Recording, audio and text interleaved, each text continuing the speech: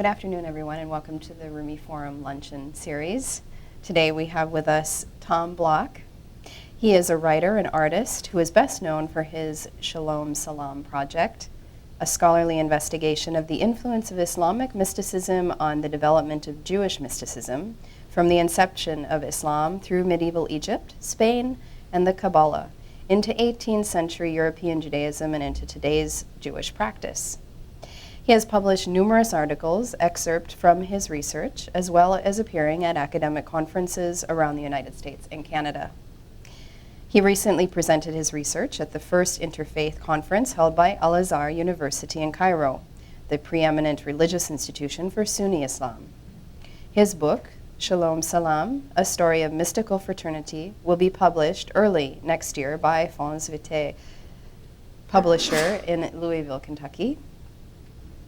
Tom has received numerous awards and grants, including support from the Maryland State Arts Council, Ludwig Vogelstein Foundation in New York, Sugarman Foundation in California, Nelson Talbot Foundation in Maryland, Puffin Foundation, New Jersey, William and Mary Grieve Foundation, New York, New York Foundation for the Arts, New York, Abrahamic Family Reunion Project, Michigan, Arts and Humanities Council of Montgomery County, Maryland, and Amnesty International of New York. Please welcome Tom. Thank you so much for being with us today. Thank you, Jenna. And I will take a moment and return the favor, because I just wanted to say, I know there's a lot of people here that are being introduced to Rumi Forum for the first time.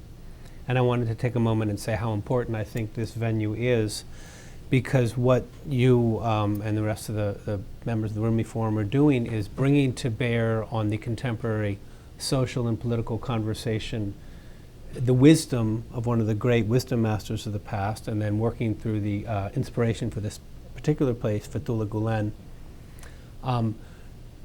bringing a center of faith to the political conversation. And I really think that although this is not perhaps at the center of the power structure right now, that's in that dome, which we see up there on the wall, a couple miles to the east, and nor is it at the center of popular culture. This kind of work is at the center of hope. And I think that if our species is to overcome the many challenges that we have, we are going to have to find more ways of doing exactly what the Rumi Forum is doing, and I thank you for that work. Thank you. My own work comes out of this same motivation of bringing together the ancient and the wisdom master of the faithful, who believe that at the center all of us have the same faith, and that we were all similar, and when people look in the mirror they should see a human being first, and then their tribal distinctions secondary. And I have undertaken a study called Shalom, Salaam, A Story of a Mystical Fraternity, which traces the influence of Sufism or Islamic mysticism on the development of Jewish mysticism, and then uses this research as a tool for peace. And so I take it out of the academic world and into the world of interfaith relationships and Jewish-Muslim peace. And of course, the one elephant in the room you can never get away from is Israel-Palestine. And this is something in my work you always have to be aware of and be willing to address. I don't think in this milieu it's something I'm going to spend a lot of time talking about, but it is always the elephant in the room. And I want to tell two stories about how difficult this work is, because the Shalom Salaam story is counter narrative. That is to say, the contemporary narrative between Muslims and Jews is one of enmity and hatred, and also a sense that there has always been hatred between these two peoples. But in point of fact, from the inception of Islam in about 620 of the Common Era through to the rise of militant Zionism, which was the push for European Jews to make Israel the homeland for Jews in about 1920, Jews and Muslims really shared one of the most positive interactions of any two religions in the history of humankind. And I hesitate to say the most positive, but it's quite possible. There were 1,300 years of very positive interactions between Muslims and Jews, really leading up to just a couple generations ago. And but to give you a sense of the kind of enmity that can be sparked in sort of irrational enmity. I'll tell two quick stories. One, I was recently at Al-Azhar in Cairo, about a month ago today. In fact, I gave my paper on some of this research. And it was an interfaith, billed as an interfaith conference. It had about 300 Muslims, including the Grand Mufti of Tripoli, the Grand Mufti of Beirut, the Grand Mufti of Palestine, the Grand Mufti of Al-Azhar, which is represents about 1 billion, it's sort of the Vatican of Sunni Islam, representing about 1 billion Muslims. And after every talk, there would be what was called a question and answer period. But what it turned out being was basically some of these very powerful, very strong Islamic voices, mostly Arab Muslims, standing up and venting a tremendous anger at the West. And it would often be against the West, literally saying the West, or against the issues in Israel-Palestine, and occasionally against Jewish people. And we talked about this among ourselves, and we acknowledged this from the podium, and it was just sort of an undercurrent. Now, one of the members of the Muslim community there was a man named Mohammed Hawari, and he is the preeminent scholar of Jewish studies and Hebrew in Egypt. He's a Muslim. And he has come under a tremendous amount of pressure within his community, because he has been called a Jew lover and a lover of the enemy, just because he has been willing to not take the Israeli point of view, but to try to reach out. In fact, he was one of the very first, if not the first scholar to get a visa to Israel after peace was made by Anwar Sadat. And so he has often found himself sitting on TV stages in Egypt, sweating profusely, trying to explain himself that he just wants to understand and make a peaceful overture. He's not a so-called Jew lover. So a friend of mine who was at the conference wrote an article about this man for the Daily Forward, a Jewish Forward, which is a Jewish magazine. And this article was published. It was a very straightforward biographical sketch of this Muslim scholar.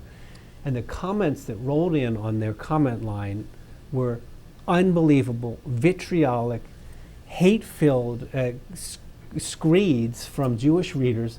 Essentially, they could not get past the word Muhammad.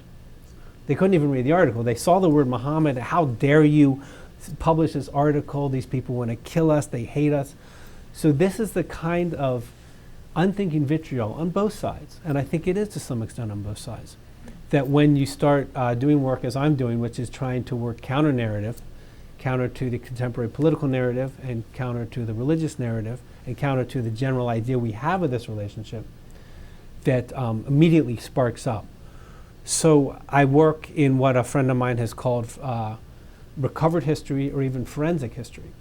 That is to say, the historical bases of this claims and this that I'm making have to be so certain, because it is counter-narrative, that there is a tremendous amount of resistance within academic communities that you have to, and social communities, that I have to be very certain about this work.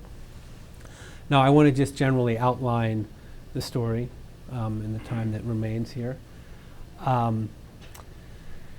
Islam, I will read this quote to start. Once upon a time, a widely circulated Jewish document described Islam as an act of God's mercy.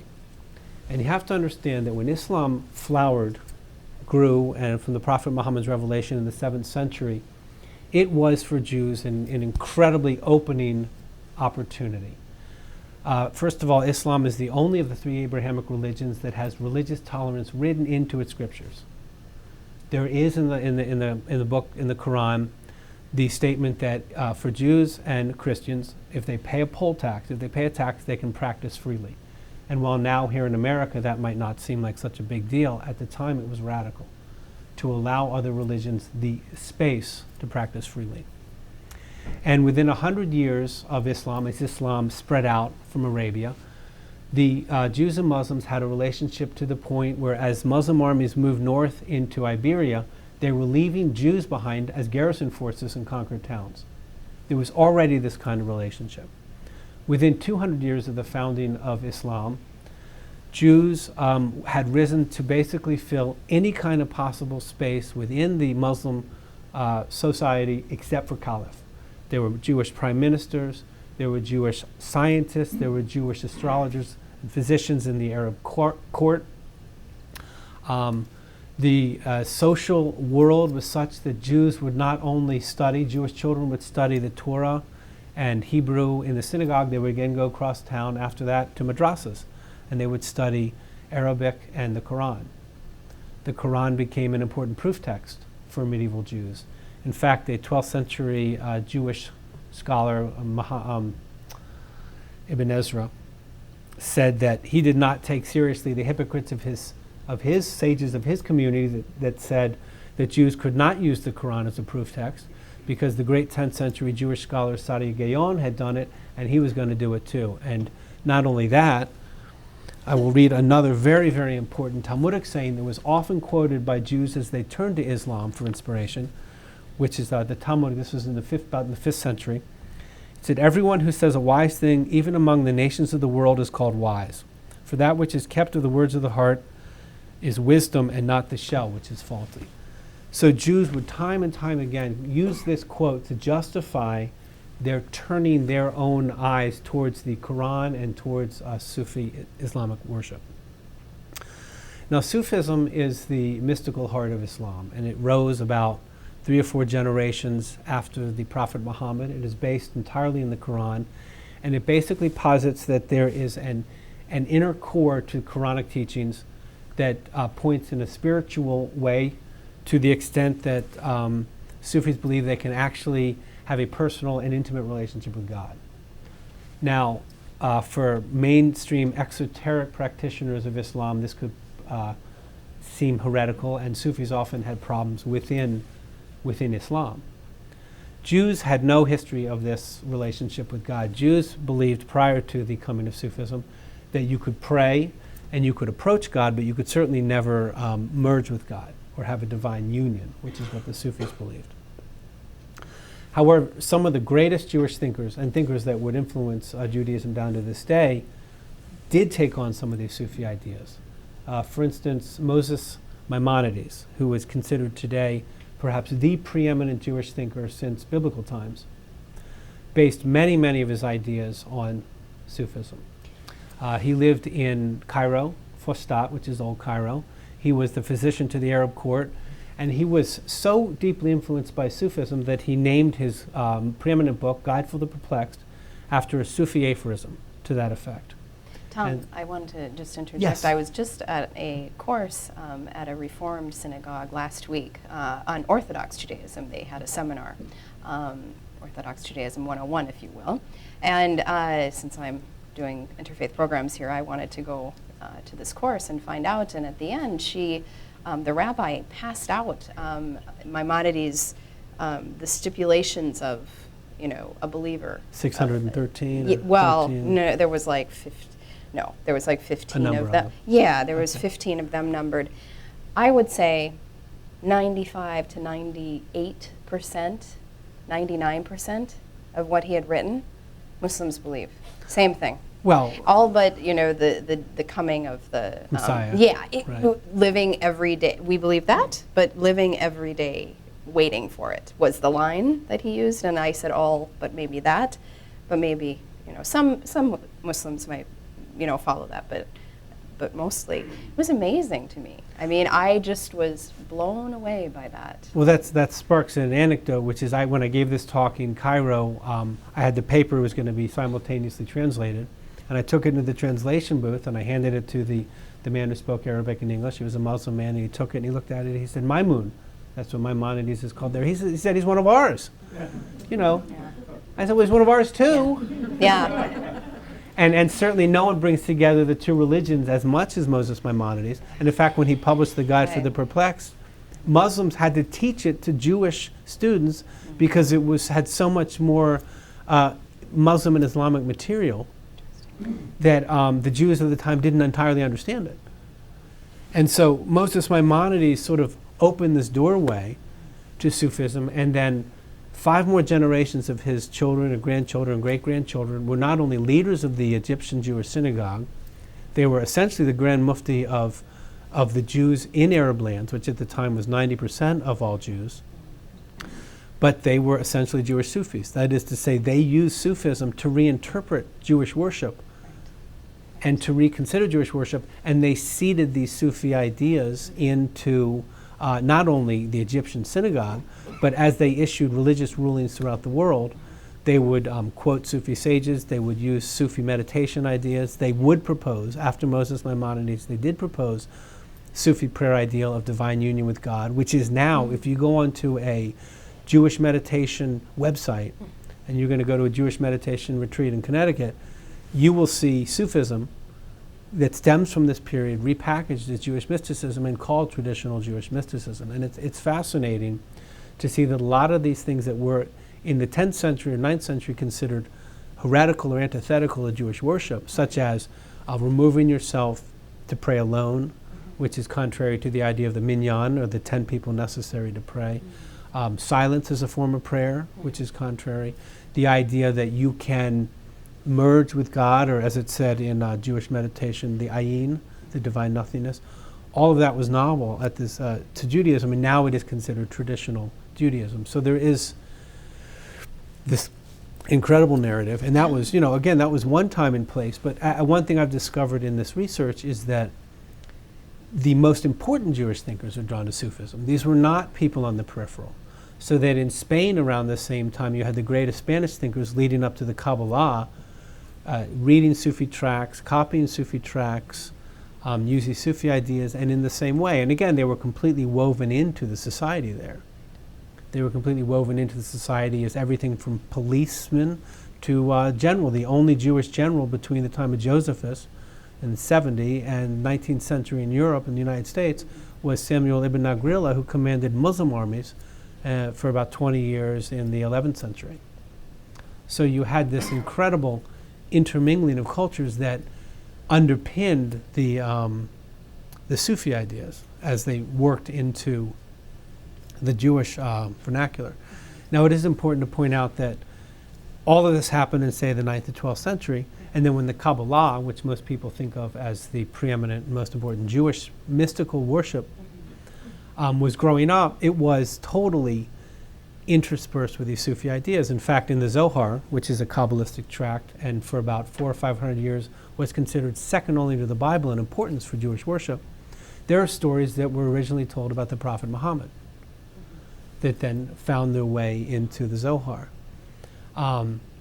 There is a story that was originally told about Jihad.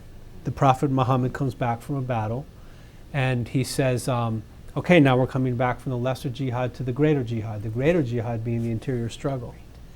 Now there's an 11th century Jewish thinker, Bahya ibn Pakuda, who wrote what is called the Guide to the Duties of the Heart, which is still read in yeshivas and still read within synagogues today. It is essentially a Sufi tract showing the Sufi way, the Sufi tariqah, but then translating it into the Jewish idiom. And in this, he includes this anecdote about lesser and greater jihad, and it shows up again in a Hasidic tract in the 18th century. And so you have a Hasidic tract, basically telling a hadith, a saying about or of the Prophet Muhammad, and then being proposed as a Jewish worship. Is there an equivalent term? Because many Jewish and Islamic terms are, the same. Interchangeable and meaning in the same way. A Hebrew term for this kind of struggle. But is there, the internal struggle, is there? I think the word that was used within the Hasidic text was just battle. You've returned from the lesser battle to the greater battle. So there's not the sense of jihad in the way we have heard it used and misused, certainly now. Right. And, again, talk about counter-narrative, to propose that, within Jewish mystical tradition, you have literally the retelling of the story of Jihad is, I think, perhaps incendiary. And something else you find, which has been fascinating, and it is a section that I had to cut from my book because my publisher wanted a lean, mean book. But I had about 40 pages, which hopefully someday I will issue as a monograph, showing specific Sufi tales. The telling of tales is very important within Sufism as a way to engage new thinkers and to show different ideas. And so there are tales told about Sufi leaders in let's say the 8th through the 12th century. They reappear told about Hasidic leaders. And I have had traced about 10 or so almost verbatim stories where you would see it told about, for instance, Abdul Qadir, who was a 12th century, and in fact John Kaiser was here talking about one of his descendants, Abdul Qadir, and then that same story shows up told about a rabbi named Rabbi Elimelech in the 18th century. And it's almost verbatim. And the story is about sort of these true spiritual people who appear ignorant, and yet they're the ones who are truly in touch with God beyond the need to practice the exoteric religion. And there it is told about the 12th century Sufi, and then it's retold about the 18th century Jewish mystic. And you have a number of these kind of tales which show very specifically how not only the ideas are threaded through from one religion to the other, but the specific manner of teaching these ideas. So that was a very interesting and exciting thing to fall into. So then what you have is, as Judaism, as Jews throughout, from about the 8th century through to the 18th century would revivify Judaism, as Judaism would grow calcified or perhaps not talk to the soul. In each instance, this was the 13th century with the Kabbalah, again in the 15th and 16th century in the Holy Land, in Svat and in Acre, and then again in the 18th and 19th century in Europe. They would be drawn directly to earlier Jewish thinkers that had taken these ideas from Sufism. There was something in Sufism that appealed over more than a millennia to the Jewish soul. And that when you found the Baal Shem Tov in 18th century Europe revivifying Jewish worship and revivifying Jewish mysticism, you found him looking to earlier Jewish thinkers, either the 13th century Abraham Abulafia, who basically developed the Jewish Sufi meditation method, or 16th century thinker like Moshe Cordovero, who again was deeply influenced by Sufis in his milieu, and they would make a beeline right to these thinkers, thinking that these ideas came from traditional Jewish sources. And I'll tell you a story that relates to the here and now. I met last week with an Orthodox rabbi in New York, a man named Rabbi Michael Paley, who is the scholar in residence at the United Jewish Appeal. And I wanted to talk to him about these ideas, and he's going to has offered to read and provide the sort of the Orthodox stamp of approval to the extent you can get that for this kind of work. And he said, yeah, well, this is great, but a lot of these ideas can be found in the Zohar. So to him, that situated it within traditional Jewish. And I said, well, yes, Rabbi, of course they can, but prior to the Zohar, they came directly out of Sufism, and that's what my book is doing. It's going back. A lot of scholars have said something like, something happened in Jewish mysticism in the 13th century, and we don't know what. Or in the 13th century, a novel way of Jewish worship emerged, and they'll leave it at that.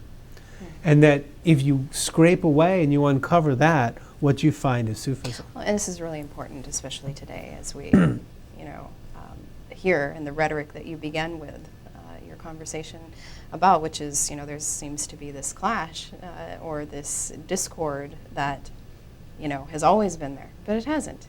And that, and so the work that you're doing, I think, is very important in contributing to this, the idea that, it hasn't always been there, and the work that so many of us are trying to do, which is bring people together in commonality and humanity.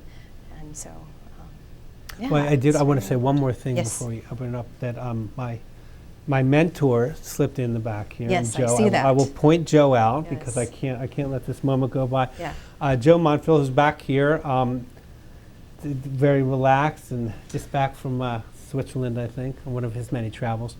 He has developed a theory of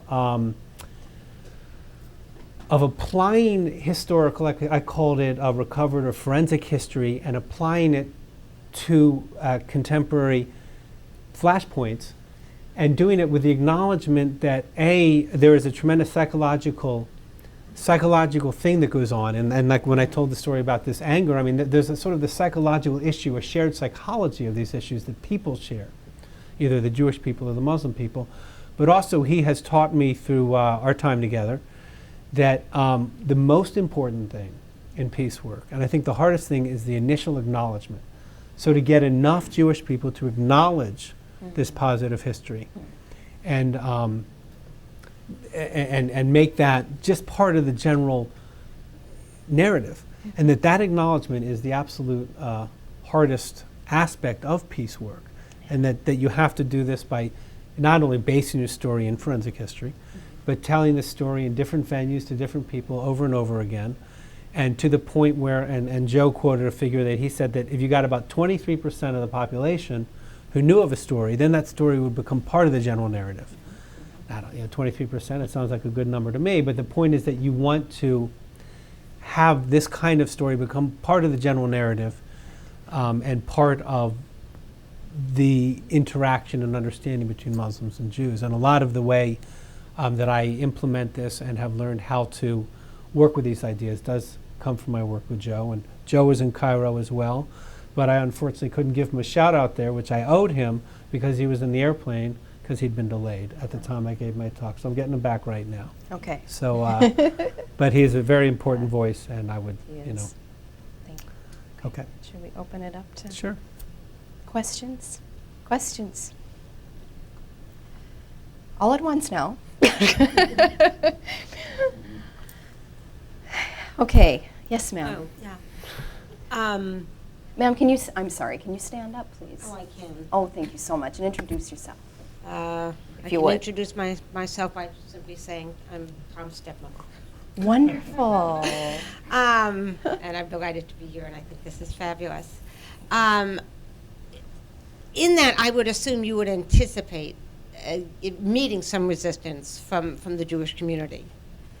Is there any flip side that talks about Jewish influence on the development of Muslim thought, or even Sufism, or other Muslim sects?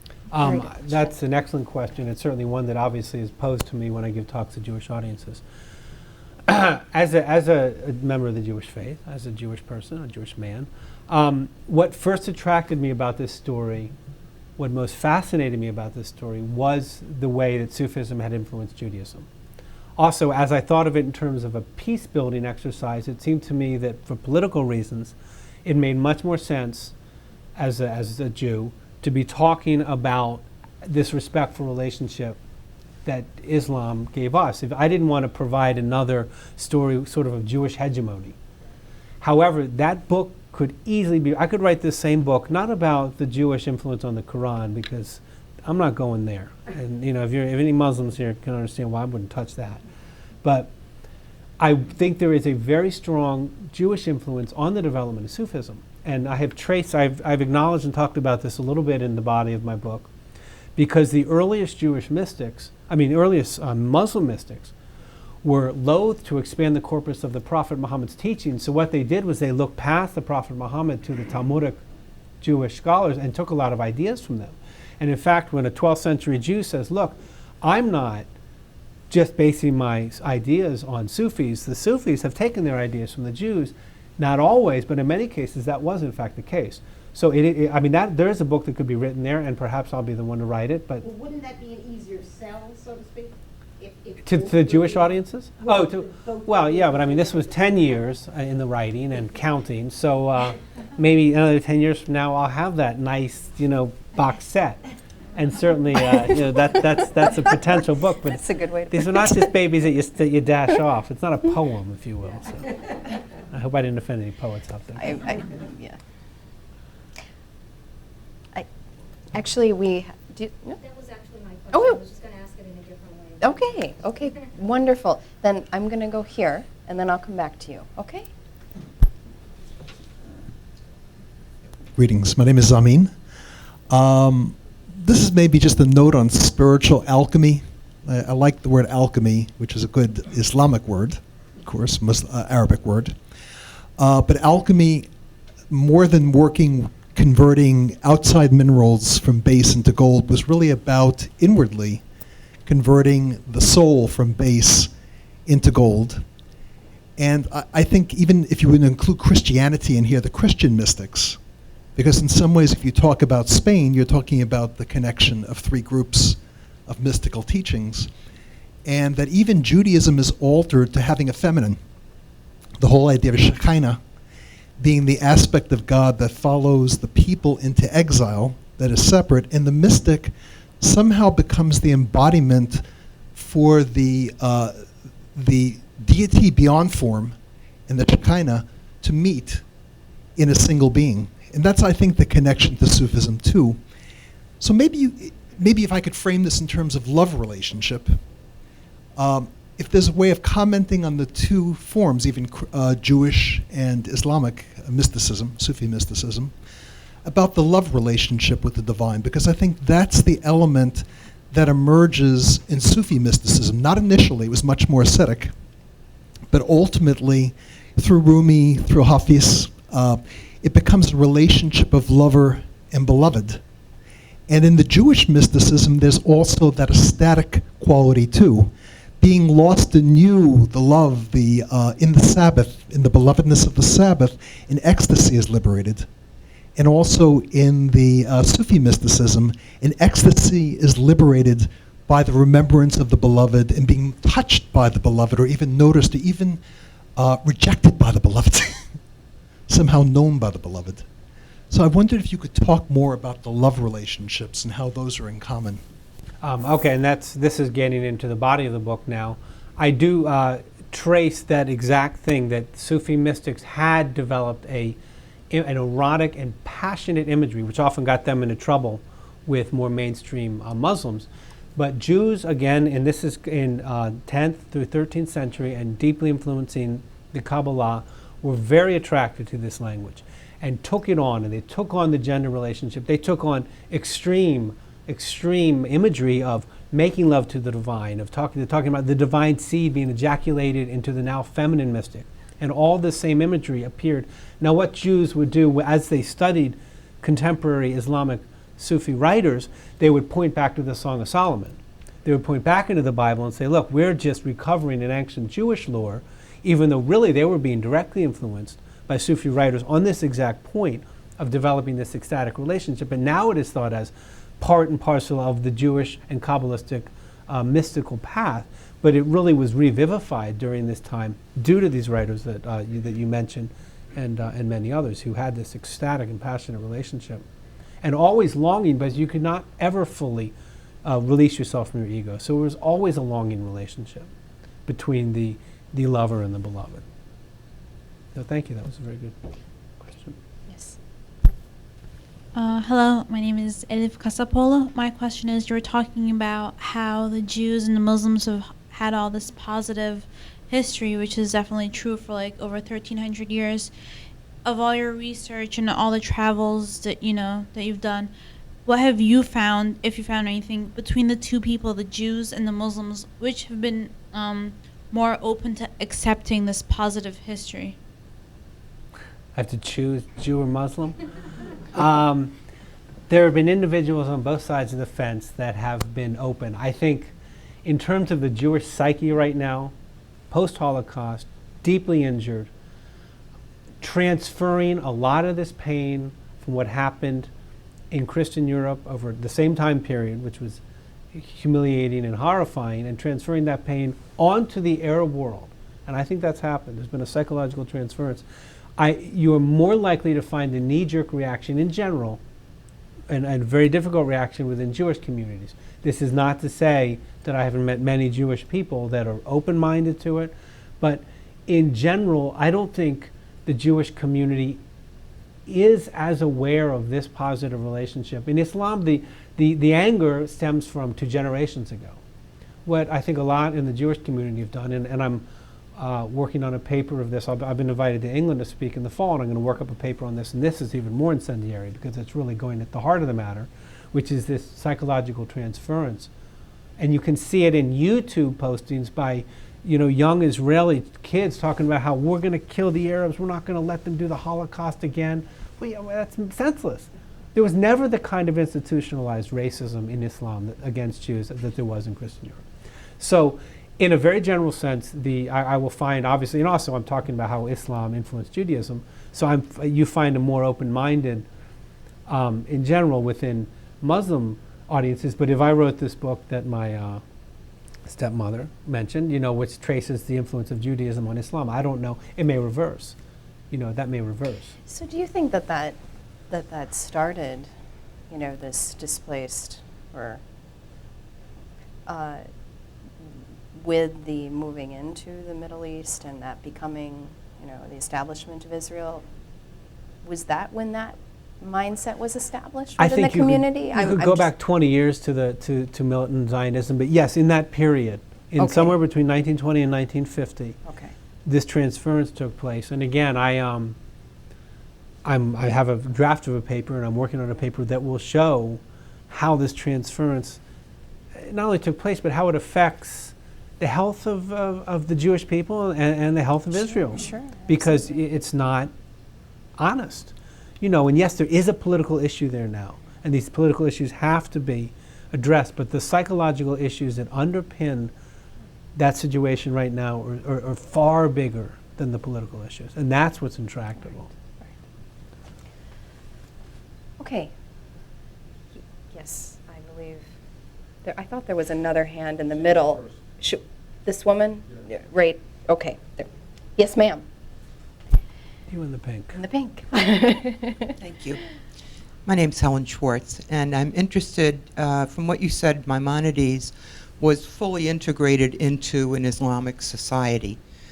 But what evidence is there, can you explain a little the dynamic that he would have come in contact with Sufism and have adopted it or changed it by alchemy? Alchemized it. Alchemized it, as the previous speaker asked. Well, let me be honest. There was within Muslim world, there was a difference. I mean, Muslims had the power, and Jews were subservient, and it was not a completely equal relationship. It was about as equal as the Jews had ever been, or perhaps any minority religion had ever had, but there was still a separation there. Recently, a scholar named Joel Kramer suggested that Maimonides, he was run out of Cordoba when he was 13 years old by the Almohads. The Almohads were a fundamentalist, Taliban-like sect that invaded southern Spain and said to the Jews, you basically have three choices. Said that, but not only Jews, but said to a lot of Muslims who weren't strict enough, you can die, you can convert to our brand of Islam, or you can run. You got about 10 minutes head start, so go now. So the Maimonides family got out of there, and in 13 years they traveled throughout Morocco and North Africa before settling in Egypt. And Joel Kramer proposes that Maimonides actually converted to Islam during this time. And it was at that time that he would have begun to learn so much about Islam. And then he converted back and became a preeminent Jewish figure. But also the relationship between Jews and Muslims was very porous. He had studied with Muslim teachers, he had Muslim friends, Muslim poets and judges wrote paeans singing his praises. He was in the Arab court as the physician of the Arab court. So the relationship was very porous between Jewish and Muslim thinkers. They had businesses together, they lived in the same houses, they had parties together.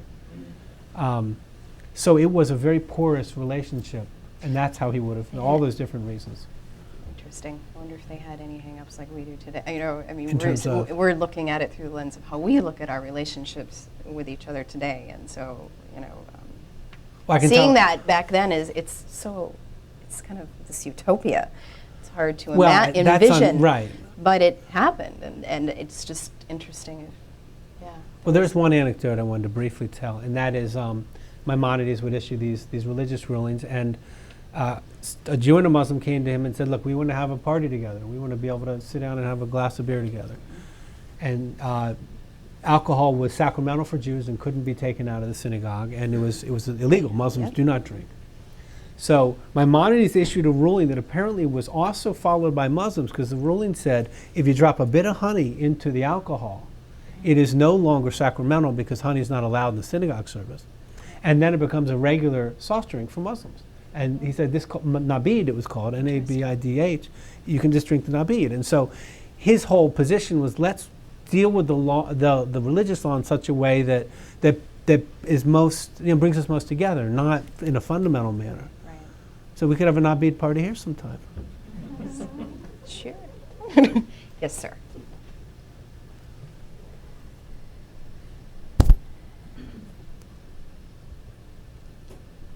My name is Lee Diamond. I'm a Jewish peace activist here in the DC area and working to build the Arab-Jewish peace network to work on Israel-Palestine. And the young lady moved me to respond, which is this is not my area of expertise, and it won't be totally on point, but I think it's related. There's a writer, a journalist named David Shipler, who for several years in the late 80s, 90s was the New York Times correspondent in Israel, covering Israel-Palestine, and he's written a book called Arab and Jew, which looks at the flip sides of the other, and I think it won a Pulitzer Prize. So I would recommend taking a look at that, and you probably would find some stuff in there. And but also, as Tom recommended, I think there's probably going to be some, perhaps some revisionism by Jews about life under Islam, and given what happened after World War II, and the way that Jews were treated by some of the Arab governments, whether that was in response to Israel, whatever. I don't think there's going to be. We're going to have to sort of rewrite, or we'll have to reopen that history. And in fact, there's an organization called J Street, which is lobbying for a two-state solution. It's quite progressive, and they're having a national conference on the end of October. And I understand that there will be at least one Muslim leader or cleric or whatever who will be speaking there. So that's an opportunity to open dialogue. I also attended the Islamic Society of North America conference a few weeks ago, and there was a Muslim-Jewish dialogue going on there. So if we look for these things, they're there. I'm also involved in a Muslim-Jewish dialogue here in the area, so I can tell people about that if they're interested. Thank you. One more question, and then we'll wrap up. Yes. He's going to get me back. I'm Joe Monfield. Yes. I wanted to just supplement what Tom has been saying about the distinction between the Jewish-Muslim relationship and the Jewish-Christian relationship. And it's more appropriate for me as a Christian, however flawed, than Tom as a Jew to make the point. The fact is that the Jewish-Christian relationship was pathological from the very beginning, starting with the wording of the Gospel of John that became the basis of a dogma of eternal condemnation of the Jews for the crucifixion of Christ. This was a very heavy burden to carry into living in Christian Europe, and it was the basis for episodic pogroms, persecutions. Certainly the Holocaust was the ultimate ugly consequence of that. But the Catholic Church only in 1965, in the Vatican II conference and the document Nostra Aetate, withdrew that condemnation, which was used every Good Friday to condemn the Friedrich Jews. The Muslims thought this was crazy. Their relationship was much more in terms of shared law and tradition, a lot of influence. The Prophet of Islam interacted with many Muslims in Mecca and Medina. And the Muslims, the Quran, for instance, doesn't believe that Jesus was crucified, that nobody would do such a thing to such a fine prophet.